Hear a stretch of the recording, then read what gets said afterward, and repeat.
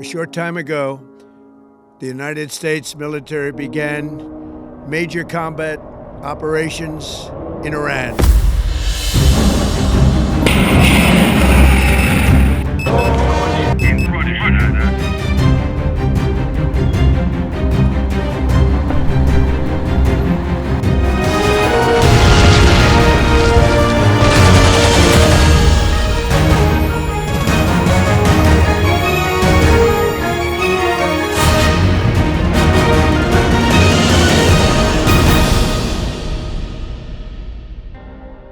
When bombs drop in the Middle East, why does the price of tomatoes rise in Lagos?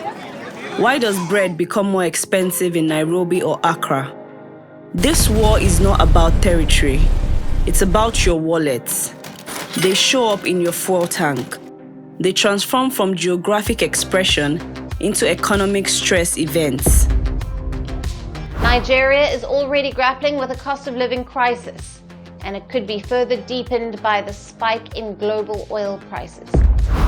In modern globalized systems, what starts as a localized military confrontation rapidly mutates into an economic phenomenon. Today, we are breaking down how a geopolitical war thousands of kilometers away is shaking Africa's hustle economy. This is All One Hustle. We decode the game. Hit that subscribe button now.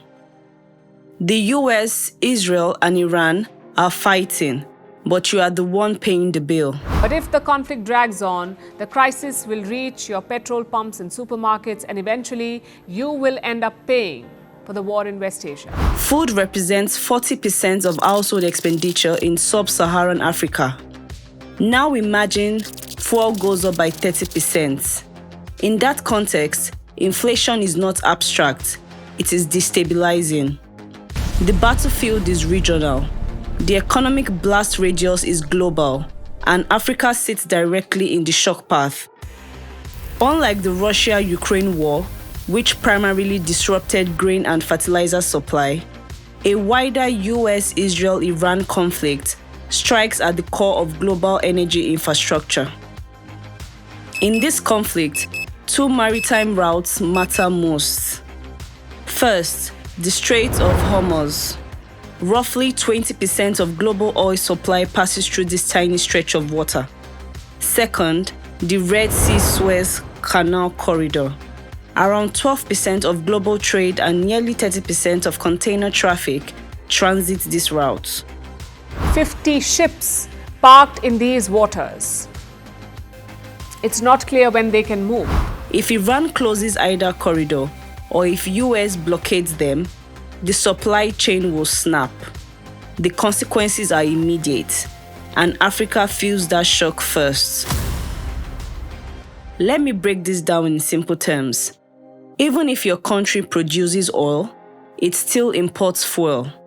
Analysts predict that if the tension in the Middle East persists, crude oil could hit $150 per barrel.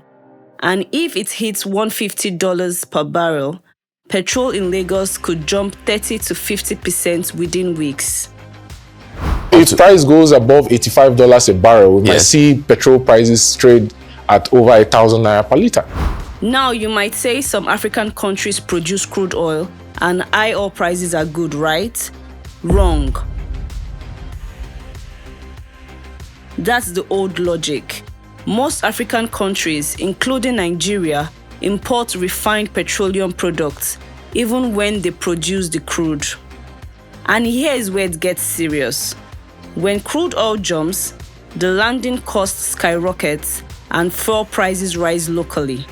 Transport costs rise, inflation accelerates, and economic growth slows down.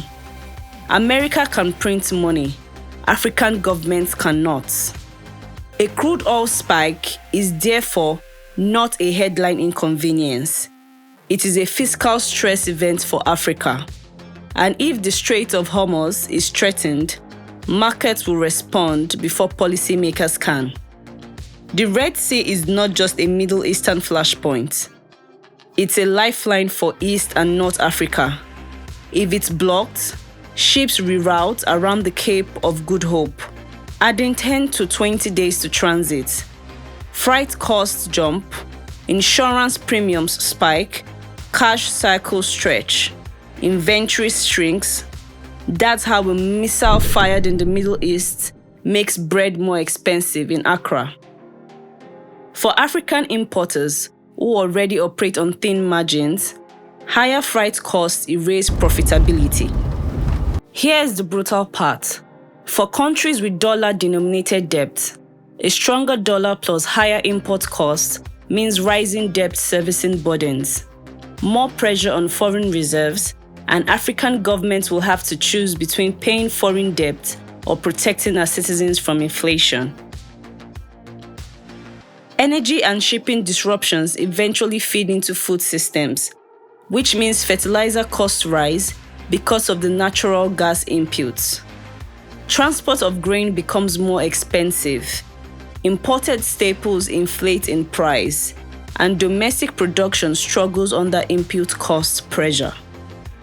If the US-Israel-Iran confrontation expands through direct confrontation or proxy intensification, likely economic outcomes include immediate oil price volatility, sustained shipping insurance premiums, heightened dollar strength, and emerging market capital outflows.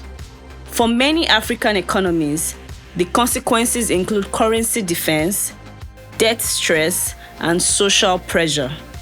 And here's the part nobody is talking about. Remittances are larger than foreign direct investments in many African countries.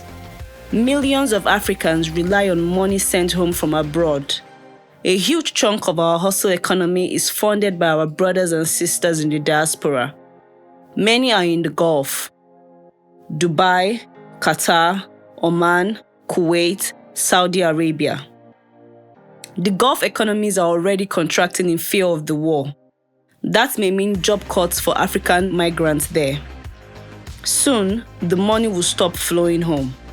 If jobs in the Middle East freeze, remittances will slow. And if remittances slow, household survival will collapse. That is how the war will shut down the African hustle. War also disrupts banking systems. It scares off investors, it closes airspace. Have you checked flight prices lately? Airspace closure means longer routes. Longer routes mean more jet fuel and higher ticket prices. Africa does not initiate this conflict. It does not control escalation paths, but it bears disproportionate second-order consequences. Wars don't remain geographic. They travel through all markets, shipping lanes, currency markets, and food systems, and eventually they arrive at the fuel pump and the marketplace. The US-Israel-Iran war may dominate headlines for political reasons, but its economic ripple effects are already touching African streets. The war may not start in Africa, but inflation is here, and the hustler who understands the system moves before the shock arrives. This is O1 Hustle. We decode the game. Like and subscribe for the next briefing.